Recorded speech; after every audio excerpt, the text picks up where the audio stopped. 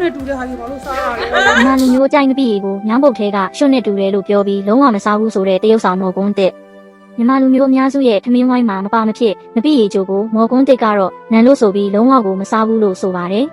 ငငယ်ကလေးကငပိနန့်ကိုလုံးဝမခံနိုင်တာဖြစ်ပြီးဘယ်လောက်ထိလဲဆိုရင်သူ့အနားမှာငပိရီချိုစားထားတဲ့သူရှိရင်တော့အနာကပ်မခံဘူးလို့သိရပါတယ်ငပိစားတတ်တဲ့ကောင်မလေးဆိုရင်ချက်ချင်းအဆက်အသွယ်ဖြစ်မယ်လို့ပြက်ပြက်တသားပြောလိုက်ပါသေးတယ်မော်ကွန်းတစ်ကငပိကိုညောင်းပုတ်ထဲကရွှွတ်နေတူတယ်ဆိုပြီးတော့နှိုင်းရှင်ခဲ့တာပါဒါကြောင့်သူ့အမေကပါငပိလုံးဝမစားဘူးတားမြစ်ထားတယ်လို့ဆိုပါတယ်ဒါရင်မကသေးပါဘူးနောက်ဆိုအချစ်ရေးမှာကောင်မလေးတယောက်ရခဲ့ရင်တော့ငပိလုံးဝမကြိုက်တဲ့ကောင်မလေးကိုပဲရွေးချယ်မှာဖြစ်ပြီးတကယ်လို့ငပိစားတမန်နောက်မှသိရင်တော့ချက်ချင်းအဆက်အသွယ်ဖြစ်မယ်လို့ဆိုပါတယ်ငပိမတိုက်တတ်တဲ့ကောင်မလေးဆိုရင်တော့မော်ကွန်းတစ်နဲ့လိုက်ဖက်နိုင်ပါတယ်ဒါပေမဲ့ငပိမစားပေမဲ့ဒီင်းသီးစားနေရင်လည်းအဆင်မပြေနိုင်တော့ဘူးထင်ပါတယ်မော်ကွန်းတစ်ရဲ့ဖန်တွေထဲမှာငပိကြိုက်တဲ့သူတွေရှိလား